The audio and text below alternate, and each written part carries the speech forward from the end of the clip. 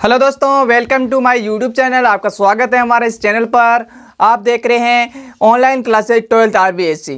तो आपका इस चैनल पर स्वागत है। आज बात करूंगा कक्षा 10 के अभ्यर्थियों के लिए। जो भी कक्षा 10 का अभ्यर्थी है उनका सिलेबस क्या रहेगा 2022-23 में।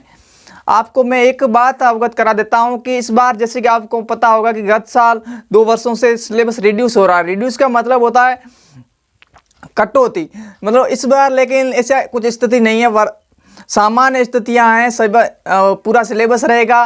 जो भी सिलेबस है पूरे चैप्टर में से पूरे चैप्टर रहेंगे। जो भी ग्रामर का पोर्शन किसी में लगता है, जैसे हिंदी, संस्कृत और इंग्लिश में ग्रामर का जो भी टॉपिक है उसका और चैप्टर जो भी है वो पूरे रहने वाले। तो आपको ये मैं अवगत करा देता हूँ। अगर आप नए हैं तो प्लीज़ चैनल को सब्सक्राइब कीजिए और बेल आइकन का घंटा दबाना ना भूलिएगा। मैं हिंदी का यहाँ से अवगत कराऊंगा, उसके बाद में आपको आगे का जो भी प्रोसेस होगा और संस्कृत का सिलेबस उसके मतलब इसमें मैं नहीं ऐड करूँगा। उस पर थोड़ा रिसर्च करने के बाद में आपको मैं बता दूँगा, ठीक है। तो आज का वीडियो शुरू करता हूँ। सिलेबस कक्षा 10 के अभ्यर्थियों RBSC हो या NCERT हो, उनके लिए क्या सिलेबस रहेगा 2022-23 सत्र में, जो अब जुलाई से स्टार्ट हो रहा है, ठीक है। और NCERT सिलेबस है, ठीक है। जैसे कि सभी को पता है कि बुक्स आपके 2 बुक्स है। पहली बुक्स है क्षितिज और सेकंड बुक्स है वो है कृतिका। 3 बुक्स रहने वाली है। पहला जो क्षितिज का पहला भाग है वो पद्य भाग है और दूसरा है वो आपके गद्य भाग है, ठीक है। एक काव्य और ये गद्य खंड कह सकते हैं। और इसमें टोटल चैप्टर रहने वाले हैं 9 और इसमें भी टोटल चैप्टर 17 और कुछ चैप्टर ये भी 5 यहाँ से है। तो आपका सिलेबस थोड़ा विस्तृत है, ठीक है। बात करें, पहला चैप्टर है वो सूरदास, सेकंड चैप्टर तुलसीदास, तीसरा चैप्टर देव है, चौथा चैप्टर जयशंकर प्रसाद है, पांचवा चैप्टर सूर्यकांत त्रिपाठी निराला है और सातवां चैप्टर नागार्जुन है और सातवां है गिरजा कुमार माथुर है, आठवां ऋतुराज है और नौवां है मंगलेश डबराल, ठीक है। इस प्रकार से 9 है जो पद्य भाग में चैप्टर रहने वाले हैं, ठीक। फर्स्ट बुक्स में सेकंड जो बुक्स है उसमें गद्य खंड की बात करें तो 10वां चैप्टर यहाँ से स्टार्ट हो जाता है, वो है स्वयं प्रकाश, राम वृक्ष, बेनोपुरी, यशपाल, सर्वेक्षर दयाल सक्सेना, मनु भंडारी, महावीर प्रसाद द्विवेदी, यतीश मिश्र और भदत्त आनंद कौशल्यायन। तो इस प्रकार से ये चैप्टर रहने वाले हैं, ठीक है। तो ये आपके पूरा सिलेबस रहने वाला है। और जो सेकेंड बुक्स की कृति का, इसमें टोटल 5 चैप्टर लगेंगे, ठीक है। 5 चैप्टर कौन से? पहला है माता का आंचल, जॉर्ज पच्चम की नाक और तीसरा चैप्टर साना साना हाथ जोड़ी, आगे यही ठेया झुलनी हैरानी हो रामा ये, और आगे 5वां चैप्टर मैं क्यों लिखता हूँ।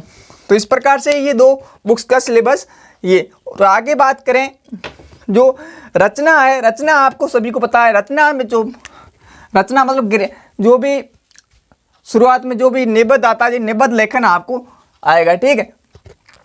उसके बाद में दूसरा है वो पत्र लेखन। पत्र लेखन आप औपचारिक और अनौपचारिक दोनों रहने वाले, ठीक है। और एक आएगा विज्ञापन लेखन, ठीक है। और एक रचना लेखन में ये 3 टॉपिक है।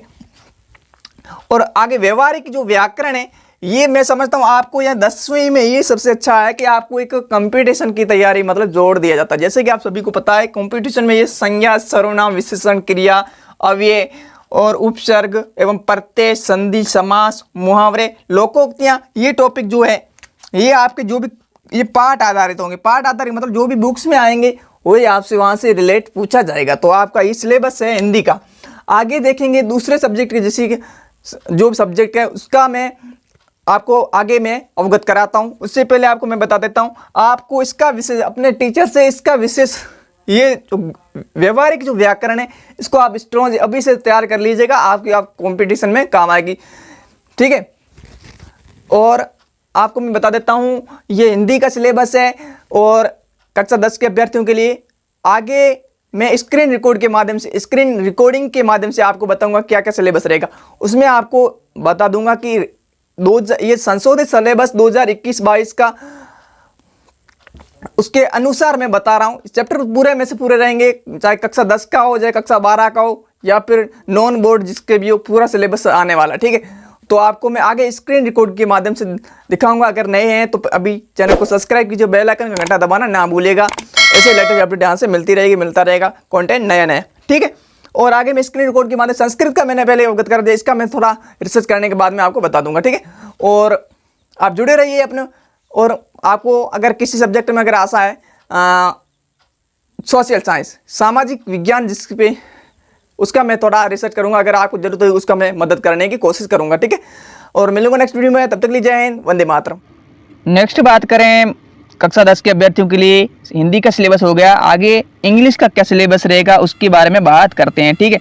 आपको ये राजस्थान माध्यमिक शिक्षा बोर्ड अजमेर की ओर से कक्षा 10 के अभ्यर्थियों के लिए 22-23 में क्या सिलेबस रहेगा, ये सिलेबस आपको जानना बहुत ज़रूरी है, ठीक है।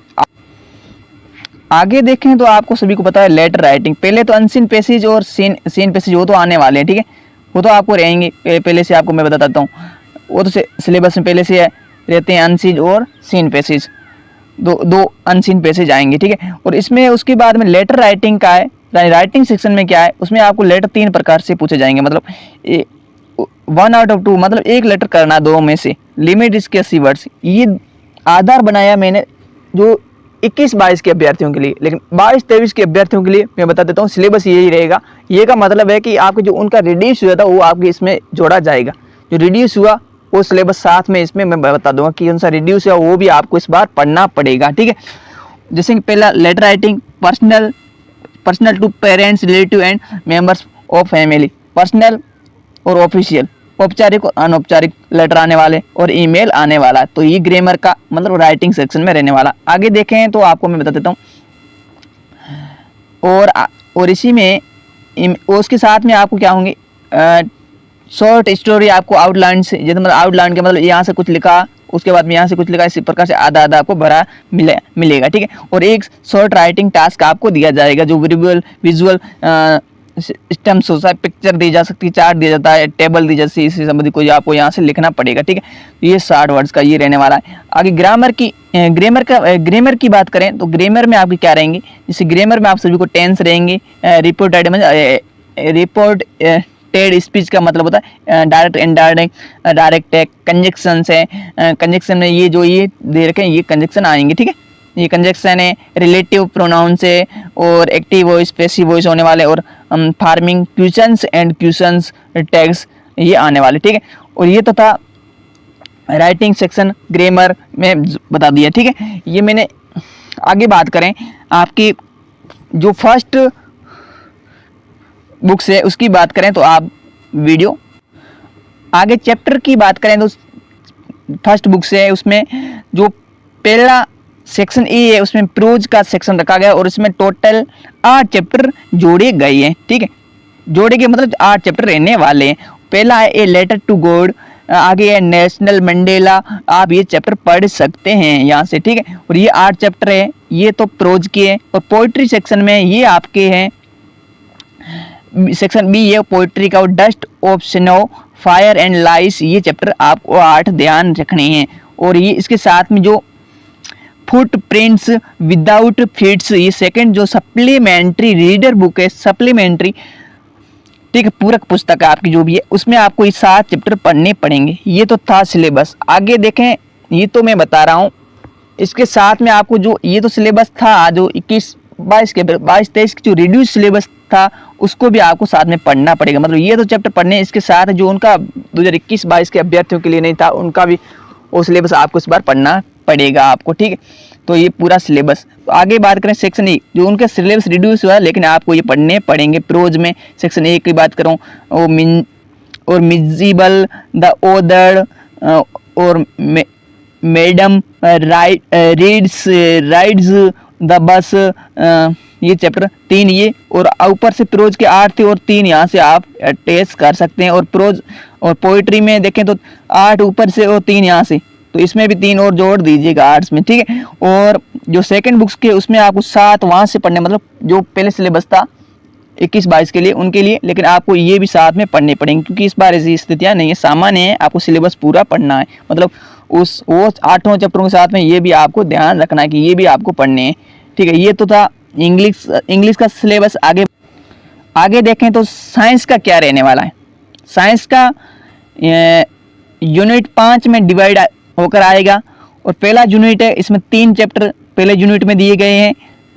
इसके साथ ही आपको 3 यहाँ से और चौथा और 5वां यहाँ से आपको ये चैप्टर भी ध्यान होने चाहिए। ये भी चैप्टर इस बार आपको पढ़ने पड़ेंगे, 2 चैप्टर और यूनिट फर्स्ट में 3 ऊपर से और 4 ही। और यूनिट सेकंड में जे प्रक्रम लाइफ प्रोसेस से होता है और छठा और 7वां, और प्लस में यूनिट से जो दूसरा उसमें आपको 8वां चैप्टर जो जीवों में प्रजनन यानी रिप्रोडक्शन ऑफ ऑर्गेन जो भी हो, ये आपको ध्यान रखना यूनिट सेकंड में। आगे देखें यूनिट थर्ड में 10वां और इसके साथ आपको यूनिट 11वां चैप्टर भी, ये भी आपको पढ़ना पड़ेगा। ठीक, मानव नेत्र तथा रंग बिरंगा संसार, ये यूनिट थर्ड। यूनिट फोर्थ में बात करें, फोर्थ में आपको क्या पढ़ना पड़ेगा। फोर्थ में विद्युत है यानी इलेक्ट्रिसिटी है, और 11वां वहाँ से हुआ, 12वां और 13वां यहाँ से पढ़ना है। ठीक, और यूनिट फिफ्थ की बात करें, फिफ्थ में हमारा पर्यावरण अवर इन्वायरमेंट, और 15वां और 16वां। इसके साथ यूनिट 5 में आपको एक 14वां भी पढ़ना पड़ेगा। ठीक है, फिफ्थ में जो 14वां चैप्टर है ऊर्जा के स्रोत यानी सोर्स ऑफ एनर्जी, ये भी आपको पढ़ने पड़ेंगे। ठीक, इस प्रकार से ये रहेगा साइंस का सिलेबस। ये पूरा में से पूरा सिलेबस रहने वाला है। इस बार कोई संशोधित सिलेबस नहीं होने वाला है, रिड्यूस सिलेबस नहीं होगा। संशोधित मतलब कोई रिड्यूस सिलेबस नहीं होगा, मतलब ये आपको ध्यान रखना है। आगे देखें, आगे बात करें सोशल साइंस की क्या रहने वाला सिलेबस यानी सामाजिक विज्ञान। उसमें पहला पोर्शन है इतिहास का, भारत और समकालीन विश्व। इसमें आपको खंड 1 में मतलब उसमें आपको घटनाएं और प्रक्रियाएं, यूरोप में राष्ट्रवाद का उदय और भारत में राष्ट्रवाद, जीविका, अर्थव्यवस्था और समाज, ये आपको पढ़ने इतिहास में। और ये यहाँ तक आपको इतिहास के ये पोर्शन मिलेगा। ठीक, और आगे रहेगा आपका भूगोल का, भूगोल के संसाधन और विकास, वन और वन्य जीव संसाधन, जल संसाधन और कृषि और खनिज और ऊर्जा संसाधन, ये चैप्टर भूगोल के रहने वाले हैं, जो भूगोल पोर्शन है इसमें। ठीक है, आगे देखें राजनीति की जो भी पोर्शन है, मतलब राजनीति का मतलब कक्षा 10 में राजनीति का पोर्शन है, लोकतांत्रिक राजनीति, इसमें चैप्टर ये रहने वाले हैं। ठीक है, ये जो है सत्ता की साझेदारी, संघवाद, और ये 5 चैप्टर। ठीक है, और इसके साथ ही अर्थशास्त्र की बात करें तो ये आपके अर्थशास्त्र में ये चैप्टर रहेंगे। इसके साथ में आप और जोड़ दीजिए जो रिड्यूस सिलेबस मतलब 21-22 में था, उनके लिए नहीं पढ़ने थे लेकिन आपको पढ़ने पड़ेंगे इस बार। ठीक है, वो इतिहास में कौन से चैप्टर है, वो चैप्टर ये रहने वाले जो ये आप यहाँ से आप इसका ध्यान रखना। ये सिलेबस आप मतलब ये इतिहास के पोर्शन में से है, और ये 2 चैप्टर है भूगोल में से जो रिड्यूस हुए तो वो आपको इस बार पढ़ने पड़ेंगे। इसके साथ ही जो भूगोल के पोर्शन में और लोकतांत्रिक राजनीतिक जो पोर्शन है उसमें से आपको ये 6ठा, 7वां और 8वां राजनीतिक दल, लोकतंत्र के परिणाम, लोकतंत्र की चुनौतियां, तो इस प्रकार से ये आपको ये पढ़ना है राजनीतिक पोर्शन में। और आगे इकोनॉमिक पोर्शन से आपको सिर्फ एक चैप्टर उपभोक्ता अधिकार ये पढ़ने पड़ेंगे। तो इस प्रकार से ये सिलेबस था।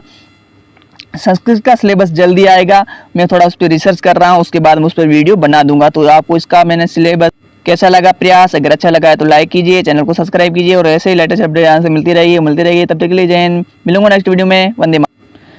आगे थोड़ी मैथमेटिक की बात करें, वहाँ से मैं थोड़ा मिस हो गया था। मैथमेटिक में क्या क्या रहने वाला है। ठीक है, मैथमेटिक में आप सभी को पता है कि ये चैप्टर रहने वाले हैं जो 21-22 में तो रिड्यूस थे, लेकिन इस बार ये सिलेबस ये तो उनके लिए पढ़ना था, प्लस में आपको और भी ये चैप्टर ये तो पढ़ने ही है, ये पोर्शन तो आपको पढ़ना है। इसके साथ जो उनके लिए नहीं पढ़ना था लेकिन इस बार आपको पढ़ना पड़ेगा, वो है आपका 6ठा अध्याय, 9वां अध्याय और अध्याय 10 वृत्त का, अध्याय 12 वृत्तों से संबंधित क्षेत्रफल, और अध्याय 13 यानी पृष्ठीय क्षेत्रफल और आयतन, ये आपको इसके साथ में ये भी पढ़ना पड़ेगा। ठीक है, इस बार।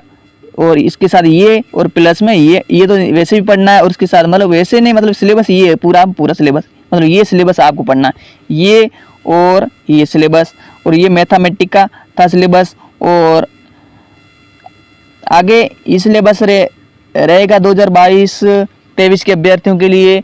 मिलूंगा नेक्स्ट वीडियो में, तब तक के लिए जय हिंद, वंदे।